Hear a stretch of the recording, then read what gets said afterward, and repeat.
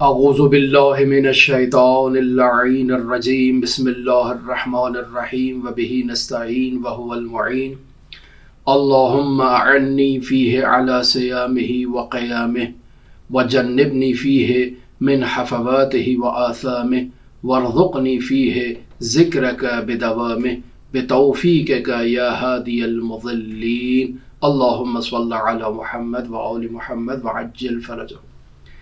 رمضان المبارک کے اس بابرکت مہینے میں ہماری آپ کے ساتھ گفتگو ایسی دعاؤں کے بارے میں جاری تھی کہ جو ہر دن اس بابرکت مہینے پڑھی جاتی ہیں۔ آج کے دن ہم 7ویں روزے سے متعلق دعا لے کر آپ کی خدمت میں حاضر ہوئے ہیں۔ اس کے کچھ کلمات کی وضاحت کریں گے اور اس دعا سے متعلق بیان کریں گے کہ حضرات اہل بیت علیہم الصلاۃ والسلام ہمیں کیا تعلیم دینا چاہ رہے ہیں کہ ہم خداوند متعال کے حضور کس چیز کا تقاضا کریں اور خداوند متعال کے حضور کس چیز کی دعا کریں۔ سب سے پہلے ارشاد فرما رہے ہیں کہ اللہم اعنی فیہ علی صیامہ وقیامہ، اے میرے معبود آج کے دن مجھے روزہ رکھنے اور نماز کے لیے قیام کرنے میں مدد فرما۔ یعنی خداوند متعال سے یہ دعا کی جا رہی ہے کہ تو استمداد کر کے میں روزہ رکھ سکوں۔ یعنی اگر طاقت بشری کی بات ہو تو بہت سخت گرمی ہے، بہت شدت کی گرمی ہے، بہت مسائل ہیں، بھوک اور پیاس کو برداشت کرنا بہت سخت ہے، اور پھر بھوک اور پیاس کے علاوہ تمام اعضاء و جوارح کو امساک کرنا اور گناہوں سے روکنا نہایت سخت ہے۔ یہ تیری مدد کے بغیر خدایا میں انجام نہیں دے سکتا، لہٰذا اے خدایا میں تجھ سے طلب کر رہا ہوں کہ میری مدد فرما۔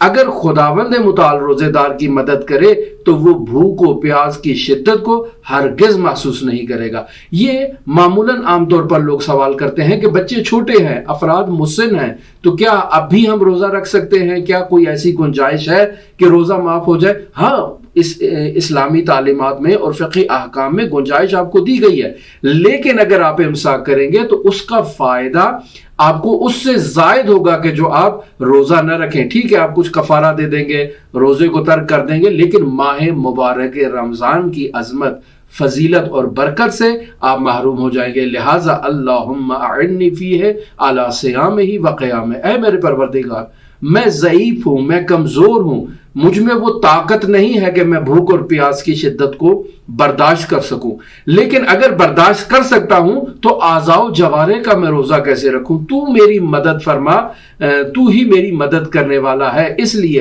آج کے دن ہم خداوند متعال سے یہ دعا کر رہے ہیں کہ روزہ رکھنے میں میری مدد فرما اور اس مہینے میں قیام میں میری مدد فرما۔ قیام کے بارے میں پہلے بھی آپ کی خدمت میں اسی ماہ مبارک رمضان کی دعاؤں کے سلسلے میں گفتگو کے دوران تفصیلی وضاحت پیش کر چکا ہوں۔ ہم جو خداوند متعال سے یہ مطالبہ کر رہے ہیں اور یہ دعا کر رہے ہیں کہ روزے میں ہماری مدد فرما، تو ہم کیوں روزے کے لیے خداوند متعال سے مدد مانگ رہے ہیں؟ یہ روزہ کیا ہے اور اس کے کیا فوائد ہیں؟ میں یہ آپ کی خدمت میں عرض کرنا چاہتا ہوں۔ انسان کھانے پینے کی چیزوں سے امساک کرتا ہے، یعنی تمام وہ کھانے پینے کی چیزیں جو انسان کھا سکتا ہے عادی زندگی میں، لیکن ماہ مبارک رمضان میں طلوع فجر یعنی اذان فجر سے لے کر مغرب کی اذان تک انسان امساک کرتا ہے، ترک کرتا ہے تمام وہ کھانے پینے کی چیزوں کو کہ جسے وہ عام عادی زندگی میں عام حالات میں کھا پی سکتا تھا۔ کیوں؟ چونکہ خداوند متعال نے اس کو یہ حکم دیا ہے کہ وہ روزہ رکھے۔ اب انسان امساک کرتا ہے اور وہ تمام امور انجام نہیں دیتا جو روزے کو باطل کر دیتے ہیں۔ میں ابھی آپ کی خدمت میں ذکر کرتا ہوں وہ کون سے امور ہیں جو روزے کو باطل کر دیتے ہیں۔ نیز دوسرے مرحلے کا روزہ یہ عامیانہ روزہ ہے۔ خاص لوگوں کا روزہ کون سا ہے کہ انسان اپنے تمام اعضاء و جوارح کو بھی امساک دے کہ وہ کسی قسم کا گناہ انجام نہ دیں اور خداوند متعال کے حضور خالص ہو کر پیش ہو۔ یہ خاص لوگوں کا روزہ ہے۔ لیکن ایک روزہ ہے خاص الخاص افراد کا، وہ یہ ہے کہ انسان اپنی توجہ کو غیر خدا سے ہٹا کر خداوند متعال کی ذات پر فوکس کر دیتا ہے اور خداوند متعال کو اپنا محور قرار دیتا ہے۔ اس کے دل میں، اس کے وجود میں خدا کے علاوہ اور کچھ نہیں ہوتا۔ یہ ہے خاص الخاص کا روزہ۔ اب ہم واپس آتے ہیں عام لوگوں کا روزہ کہ جو امساک کرتے ہیں کھانے پینے کی چیزوں سے اور حرام چیزوں سے کہ جو اس کے روزے کو باطل کر دیتی ہیں، وہ کون سی چیزیں ہیں؟ مبطلات روزہ میں 10 چیزیں یا 9 چیزیں فقہا نے بیان کی ہیں، یعنی کھانا اور پینا معمولاً عام طور پر ہم اسے اکٹھا یوز کرتے ہیں اور اکٹھا استعمال کرتے ہیں، یہ 2 چیزیں ہیں، لیکن ہم اسے ایک شمار کرتے ہیں۔ اگر اسے ایک شمار کریں تو مبطلات روزہ 9 ہو جائیں گی، اور اگر انہیں جدا جدا شمار کیا جائے تو یہ 10 مبطلات روزہ میں آپ کی خدمت میں بیان کر رہا ہوں۔ پہلی چیز یہ کہ طلوع فجر یعنی اذان فجر سے انسان شروع ہو اور اذان مغرب تک انسان کھانے اور پینے سے امساک کرے، یہ پہلی چیز۔ دوسری چیز یہ کہ انسان گرد و غبار غلیظ کو اپنے حلق تک نہ پہنچنے دے، یعنی ایسی مقامات پر نہ جائے جہاں پر دھول، مٹی، گرد و غبار ہو، اور یہ گرد و غبار انسان کی سانس کی نالی کے ذریعے سے اس کے اندر پھیپھڑوں تک اور معدے تک پہنچ جائے، اس سے اجتناب کرے اور ایسے مقامات پر نہ جائے۔ بہت اچھا ہے ماسک لگائے، اور آج کل تو ویسے بھی سب لوگ ماسک استعمال کر رہے ہیں، چونکہ یہ کورونا وائرس نے انسان کو مجبور کر دیا ہے کہ وہ اپنی صحت کا خاص خیال رکھے۔ تیسری چیز کہ انسان اپنے تمام سر کو پانی کے اندر ڈبو دے، یہ بھی روزے کو باطل کر دیتا ہے۔ یہاں بعض لوگ سوال کرتے ہیں کہ کیا ہم شاور لے سکتے ہیں؟ جی ہاں، شاور لے سکتے ہیں، یہ اس سے مستثنا ہے، یعنی شاور میں انسان کا تمام سر جو ہے وہ پانی کے اندر ڈوبتا نہیں ہے، یہ باقاعدہ ڈبکی لگانا ہے، جیسے انسان ٹیوب ویل کے اندر یا کسی نہر کے اندر اپنے جسم کو نہیں بلکہ اپنے سر کو ڈبو دے، تو اس سے انسان کا روزہ باطل ہو جاتا ہے۔ چوتھی چیز یہ کہ خدا اور اس کے رسول پر جھوٹ نہ باندھے، یعنی کوئی جعلی حدیث بیان نہ کرے، کوئی جعلی آیت بیان نہ کرے، کوئی جعلی فرمان حضرات معصومین علیہ الصلوۃ والسلام کا بیان نہ کرے، یہ انسان کے روزے کو باطل کر دیتا ہے۔ لہٰذا بہت ہی اچھا ہے کم از کم ماہ مبارک رمضان میں یہ جعلی احادیث کی فیکٹریاں جو ہے نا یہ بند ہو جاتی ہیں۔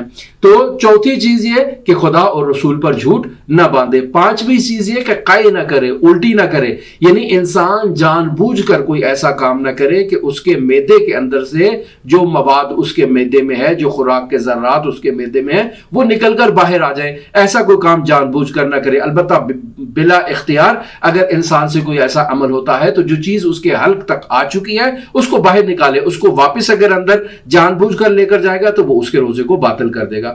چھٹی چیز جو ہے وہ یہ ہے کہ انسان اپنی زوجہ کے نزدیک جائے، یعنی اس سے ہم بستری کرے، تو اس سے بھی انسان کا روزہ باطل ہو جاتا ہے۔ ساتویں چیز یہ کہ استمنا کرے یا کوئی بھی ایسا کام کرے کہ جو اس کی منی کو اس کے جسم سے باہر نکال دے، تو اس سے بھی انسان کا روزہ باطل ہو جاتا ہے۔ آٹھویں چیز یہ ہے کہ اذان فجر تک یعنی صبح کی اذان تک انسان جنابت کی حالت میں رہے، حیض کی حالت میں رہے، نفاس کی حالت میں رہے، غسل نہ کرے، تو یہ بھی انسان کے روزے کو باطل کر دیتا ہے۔ یعنی اول ماہ مبارک رمضان میں میں نے نیت کی تھی کہ میں 30 دن خداوند متعال کے حضور روزہ رکھوں گا، لیکن آج 7ویں دن جو ہے وہ میں اذان فجر سے پہلے مجنب ہو گیا، یا خاتون حیض سے پاک تو ہو گئی لیکن اس نے غسل نہیں کیا، نفاس سے پاک ہو گئی، اس نے غسل نہیں کیا اور اذان فجر ہو گئی، تو یہ اگر اس نے یہ کام کیا ہے تو اس کا روزہ باطل ہو جائے گا۔ البتہ یہاں پہ کہتے ہیں کہ جنابت کے مسئلے میں اگر انسان سو رہا تھا اور اذان فجر کے بعد بلند ہوا ہے تو کیا اب اس کا روزہ جو ہے وہ باطل ہے؟ تو یہاں فقہا فرماتے ہیں کہ اس کا روزہ باطل نہیں ہے، روزہ اس کا درست ہے۔ ممکن ہے اس کو جنوب اذان ہی کے بعد ہوا ہو، یہ تو اس کو معلوم نہیں ہے، لہٰذا اس کا روزہ یہ درست ہے۔ اور پھر نویں چیز یعنی امالہ کرنا، یعنی کسی ایسی لیکوڈ چیز کو انسان اپنی دبر کے راستے اندر داخل کرے تاکہ اگر اس کو قبض وغیرہ ہے تو وہ خارج ہو جائے، اس سے بھی انسان کا روزہ باطل ہو جاتا ہے۔ یہ ہے روزے کے مبطلات۔ پس میں اذان فجر سے لے کر اذان مغرب تک کوئی ایسا کام نہیں کروں گا جو میرے روزے کو باطل کر دے۔ یہ عامیانہ روزہ ہے اور اس کی اسلامی تعلیمات میں تاکید کی گئی ہے کہ ماہ مبارک رمضان میں انسان 30 دن باقاعدہ اس قسم کا امساک اختیار کرے اور اس طرح کا روزہ رکھے اور خداوند متعال کے حضور باقاعدہ راز و نیاز، قیام، قعود، رکوع اور دعائیں پڑھے جو روایات میں اور منابع عطیہ میں وارد ہوئی ہیں۔ حدیث قدسی میں یہ باقاعدہ طور پر جملہ نقل ہے کہ الصوم لی وانا اجزی بہ، کہ روزہ میرے لیے ہے اور میں ہی اس کی جزا ہوں۔ یعنی من لا یحضر الفقیہ جلد نمبر 2 صفحہ نمبر 75 میں یہ حدیث قدسی درج ہے۔ اس حدیث کے متعلق 3 معانی علماء نے ذکر کیے ہیں کہ جو بالمراتب جو ہے وہ نیچے سے اوپر کی طرف جا رہے ہیں۔ پہلا مطلب وہی روزہ ظاہری کی طرف ہے۔ پہلا معنی یہ ہے کہ جو مشہور ہے، جسے مشہور مشہور علماء نے بیان کیا ہے، اور وہ یہی ہے کہ روزے سے مراد یہاں پر یہ ہے کہ میں ہر اس چیز سے امساک کروں کہ جو میرے روزے کو باطل کر دیتی ہے، یعنی روزہ میرے لیے ہے اور میں ہی اس کی جزا دوں گا۔ یعنی آپ روزہ رکھیں، امساک کریں، کھانے پینے سے اجتناب کریں، مبتلات روزہ سے اجتناب کریں، میں انشاءاللہ آپ کو اس کی جزا دوں گا، یعنی خدا کہہ رہا ہے کہ میں آپ کو اس کی جزا دوں گا۔ دوسرا معنی یہ ہے کہ جو بھی حقیقی روزہ رکھے، یعنی اس پہلے مرتبے سے اٹھ کے، یعنی اپنے تمام اعضاء و جوارح کو امساک دینے ساتھ دے، اگر اعضاء و جوارح کو بھی انسان امساک دے گا تو اب انسان جو ہے وہ اس کا درجہ بلند ہو جائے گا، وہ معمولی جنت سے نکل کر جنت العدن اور پھر اس سے بھی اوپر جنت الرضوان سے بھی بالا مقام عند اللہ تک پہنچ جائے گا۔ یہ انسان اگر ایسا روزہ رکھے تو یہ مقام عند اللہ تک پہنچ جائے گا۔ اسے خدا کی جنت کی ضرورت نہیں ہے، اسے قرب پروردگار کی ضرورت ہے۔ لہٰذا اس نے نہ صرف یہ کہ کھانے پینے سے امساک کیا ہے، مبتلات روزہ سے امساک کیا ہے، اپنے اعضاء و جوارح کو بھی اس شخص نے روزہ دیا ہے اور اپنے دل میں خداوند متعال کو بسایا ہے۔ لہٰذا ایسے شخص کی جزا خود خداوند متعال کی اندیت اور مقام قرب پروردگار ہے۔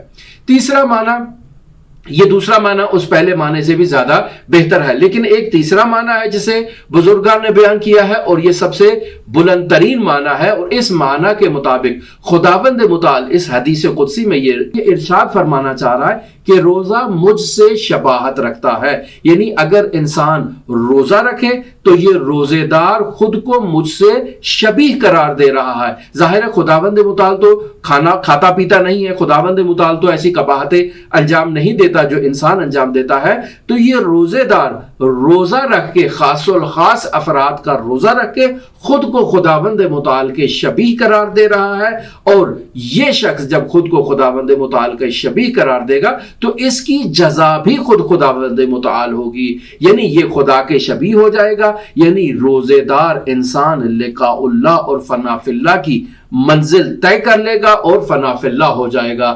ایسے انسان کا دل عرش رحمان ہوگا، تو اب خود خدا اس کے وجود میں ہے، لہٰذا انا اجزی بہ، یعنی میں ہی اس کی جزا ہوں، میں ہی اس کے قلب میں آ جاؤں گا اور اس کا قلب اب عرش الرحمان بن جائے گا۔ تو روزہ کس قدر عظیم ہے۔ لہٰذا ہم اس سوال مقدر کا بھی جواب دیتے جائیں کہ جو اکثر لوگ ہم سے یہ پوچھتے رہتے ہیں کہ بچے چھوٹے ہیں کیسے روزہ رکھیں، گرمی بہت شدید ہے، ہم مزدوری کرتے ہیں، صبح سے شام تک سڑکوں پر کام کرتے ہیں، ہم کیسے روزہ رکھیں، بہت گرمی ہے، ہم سے پیاس کی شدت اور بھوک کی شدت برداشت نہیں ہو سکتی۔ تو یہ دعائیں کس لیے ہیں؟ یہ ہم کیوں خداوند متعال سے یہ دعا کر رہے ہیں کہ اللہم اعنی فیہ علی صیامہ و قیامہ؟ ہم خدا سے استمداد طلب کر رہے ہیں کہ تو مدد کر۔ اگر خداوند متعال مدد کرے گا تو انسان کے لیے یہ گرمی تو سہل ہے، اور پھر اس کی فضیلت کس قدر ہے۔ حضرت امام جعفر صادق علیہ الصلوۃ والسلام سے حدیث نقل ہوئی ہے بہار الانوار کی جلد نمبر 93 صفحہ نمبر 256 پر، حدیث نمبر 38۔ امام صادق علیہ الصلوۃ والسلام ارشاد فرما رہے ہیں افضل الجہاد الصوم فی الحر، یعنی جہاد اکبر میں سب سے بڑا اور افضل ترین جہاد یہ ہے کہ انسان گرمی کے دنوں میں روزہ رکھے۔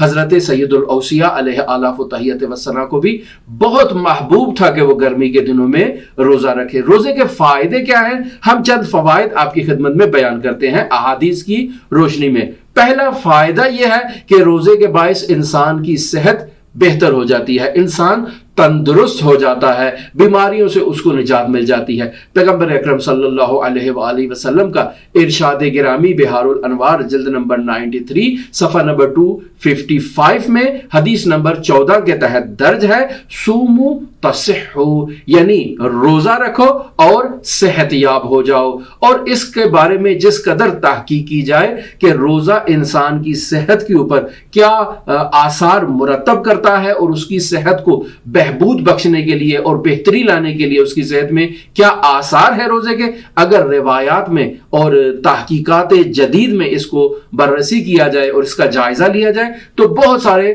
ایسے فوائد انسان کو معلوم ہو جائیں گے کہ جو انسان نے پہلے نہیں، جن کو وہ جانتا تھا۔ اس کے علاوہ دوسری حدیث آپ کی خدمت میں اور دوسرا فائدہ نقل کرتا ہوں کہ روزہ جہنم کی آگ کے مقابلے میں باقاعدہ ایک ڈھال ہے کہ جو جہنم کی آگ انسان تک نہیں پہنچ سکتی۔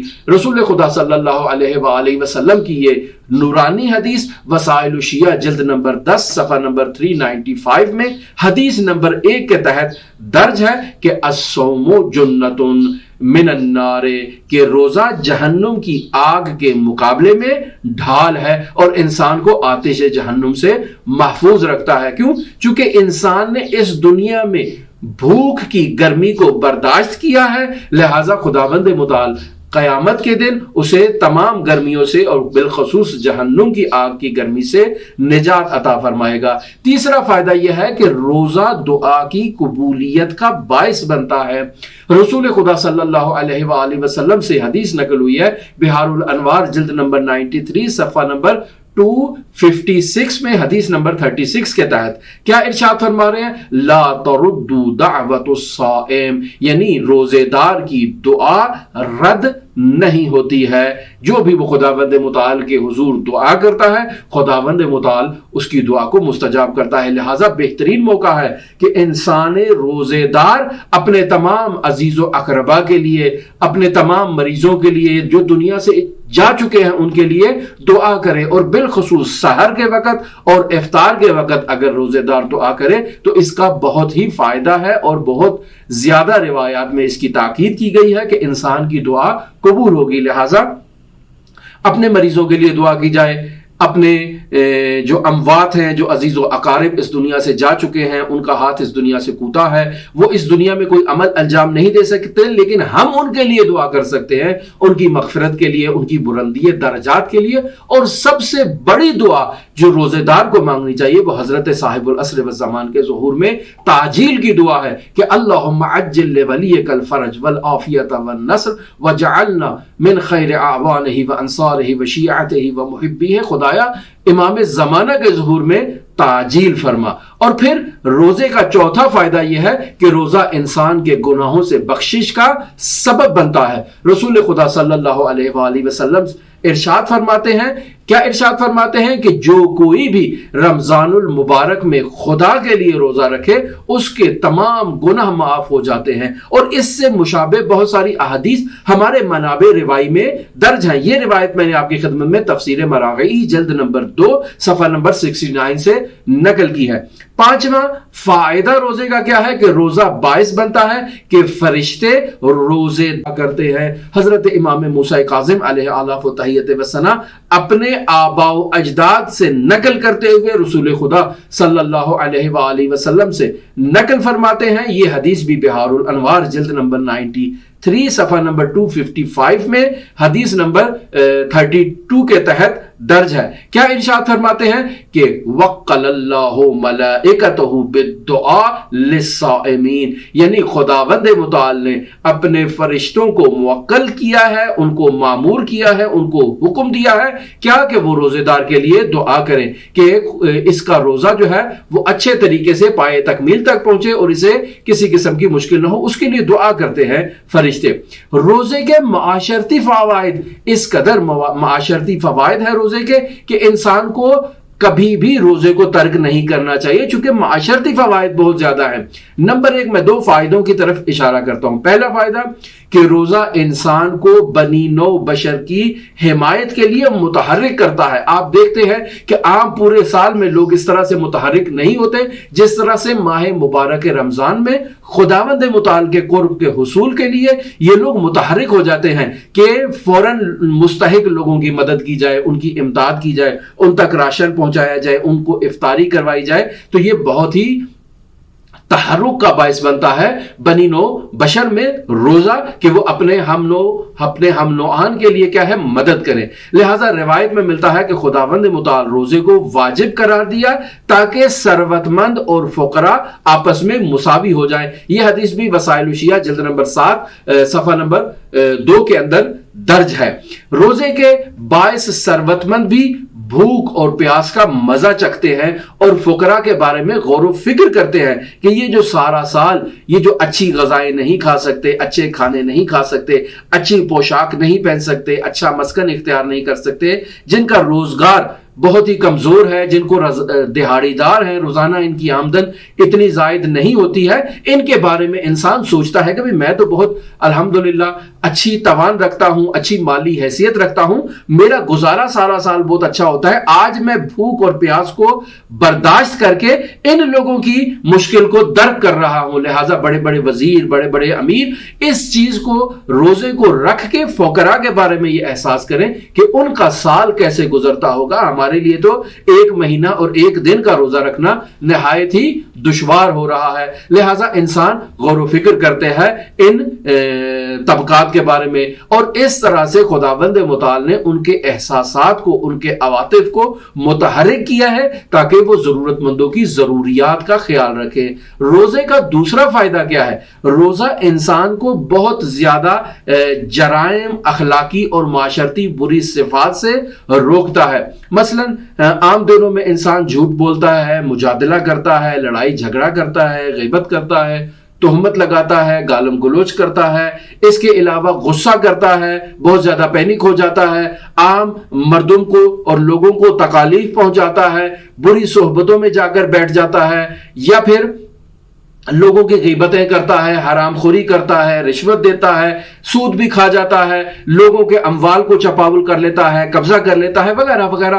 بہت سارے معاشرتی گناہ ہیں جو انسان روزمرہ زندگی میں انجام دیتا ہے، لیکن اگر یہ شخص روزہ رکھے تو خداوند متعال جہاں اس کو کھانے اور پینے سے امساک کا حکم دے رہا ہے، وہاں ان تمام چیزوں سے بھی اس کو روک رہا ہے۔ لہذا بلا شبہ ان گناہوں میں انسان اپنے آپ کو کنٹرول کرتا ہے کہ میں خداوند متعال کا قرب حاصل کروں اور یہ تمام گناہ میں انجام نہ دوں، تو اس کی بدولت معاشرتی مشکلات کافی حد تک حل ہو جاتی ہے اور معاشرے میں ایک سکون حکم فرما ہوتا ہے۔ یہ جو میں نے آپ کی خدمت میں مطلب نقل کیا ہے، یہ اقتباس ہے حدیث نبوی صلی اللہ علیہ وآلہ وسلم سے، جو بہار الانوار جلد نمبر 93 صفحہ نمبر 254 میں حدیث نمبر 28 کے تحت درج ہے۔ عربی عبارت آپ کی خدمت میں نہیں پڑھی، اس کی بنیادی وجہ یہی ہے کہ ہمارے پاس اتنا وقت نہیں ہے۔ پھر ہم اس ماہ مبارک رمضان کی اسی دعا میں خداوند متعال سے یہ التجا کر رہے ہیں، وَجَنِّبْنِي فِيهِ مِنْ حَفَوَاتِ وَآثَامِهِ، یعنی اے میرے پروردگار آج کے دن مجھے گناہوں اور اس کی لغزشوں سے دور فرما۔ اور یہ ہم نے آپ کی خدمت میں بیان کر دیا ہے کہ پروردگارہ رمضان المبارک کے اس بابرکت مہینے میں مجھے گناہوں کی لغزشوں سے محفوظ فرما۔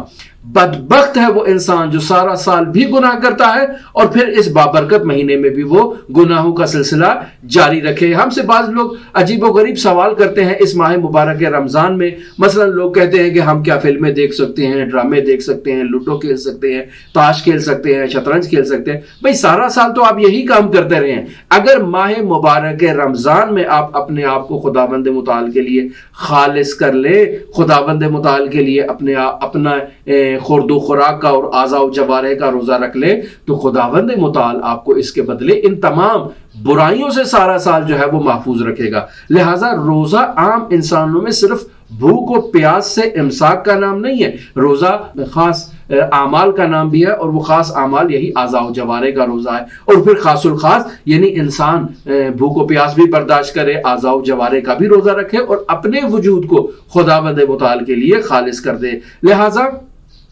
یہ روزہ انسان کے وجود پر بہت ہی اثر گزار ہوتا ہے، اور انسان کو یہ دعا کرنی چاہیے خداوند متعال کے حضور، وَجَنِّبْنِي فِيهِ مِنْ حَفَوَاتِهِ وَآثَامِهِ، اے میرے پروردگار مجھے تمام لغزشوں سے اور تمام گناہوں سے محفوظ فرما۔ اور پھر کیا دعا کرنی چاہیے؟ وَارْزُقْنِي فِيهِ ذِكْرَكَ بِدَوَامِهِ، اور اے میرے پروردگار مجھے اس ماہ مبارک میں اور اس روزے کے دن مجھے اپنے ذکر کے دوام کی توفیق عطا فرما، یعنی میں دائمی طور پر تیرا ذکر انجام دوں۔ ہمارے لیے یہ جاننا ضروری ہے کہ قرآن مجید میں انسان کو لسانی ذکر کے علاوہ قلبی ذکر اور باطنی ذکر کی طرف بھی ترغیب دلائی گئی ہے، اور ذکر و فکر ایک دوسرے کے ساتھ نہایت ہی اہمیت رکھتے ہیں۔ نہایت افسوس ہے کہ جو لوگ ذکر کہتے ہیں لیکن وہ لوگ اہل فکر نہیں ہیں، یعنی فکر ہی نہیں کرتے کہ وہ کیا کر رہے ہیں۔ ذکر عبادت کی واضح اور روشن نشانیوں میں سے ایک نشانی ہے، اور اللہ ذکر کرنے والوں کو توفیق عطا فرماتا ہے کہ وہ خداوند متعال کا شکر انجام دے۔ ہم دیکھتے ہیں کہ بعض لوگ ذکر کرتے ہیں اور پتہ نہیں عجیب و غریب حرکات بھی انجام دیتے ہیں، اور پتہ نہیں کیا وہ وجد میں آ جاتے ہیں۔ آپ نے بھی سوشل میڈیا پہ ایسی کلپس دیکھی ہوگی۔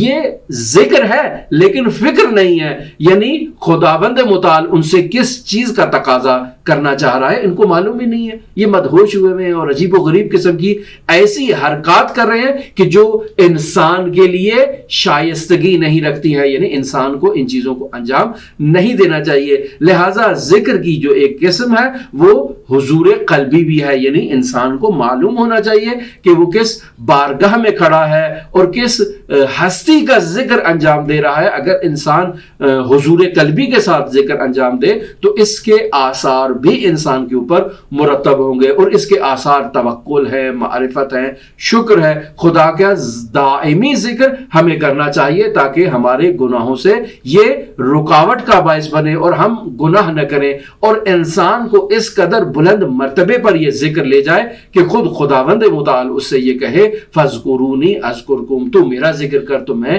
تیرا ذکر کروں گا۔ اور اگر خداوند متعال بندے کا ذکر کرے تو بندے کو کسی قسم کی کوئی مشکل پیش نہیں آئے گی۔ یہ بندہ خود خدا کے ذکر سے لوگوں کے ذکر میں جو ہے وہ یاد رہے گا، یعنی خدا اس کو بندوں کا محبوب بنا دے گا۔ خدا نے جیسے اس نے خدا کا ذکر کیا ہے، اب لوگ اس کا ذکر کر رہے ہیں جو کہ خدا اس کا ذکر کر رہا ہے، لوگ اس کی تعریف کر رہے ہیں، لوگ اس کی جو ہے وہ عزت، اس کا احترام اور اس کی تکریم کر رہے ہیں، چونکہ خداوند متعال اس کا ذکر کر رہا ہے اور خداوند متعال اس کا ذاکر ہے۔ لہٰذا آج کے دن حضرات اہل بیت علیہ الصلوۃ والسلام نے ہمیں یہ تعلیم دی ہے کہ ہم خداوند متعال کی بارگاہ میں یہ دعا کریں کہ اللہم اعنی فیہ علی صیامہ وقیامہ وجنبنی فیہ من حفواتہ وآثامہ وارزقنی فیہ ذکرک بدوامہ بتوفیقک یا ہادی المضلین، اے مضلوں اور گمراہ لوگوں کی ہدایت کرنے والے، مجھے توفیق عطا فرما کہ میں کما حق ہوں تیرا روزہ رکھ سکوں۔ رمضان المبارک کے بابرکت مہینے کی دعاؤں کی تشریح کے بارے میں ہماری آپ کے ساتھ گفتگو جاری ہے، ہمارے ساتھ رہیے گا۔ اللہم صلی علی محمد و آل محمد وعجل فرجہم۔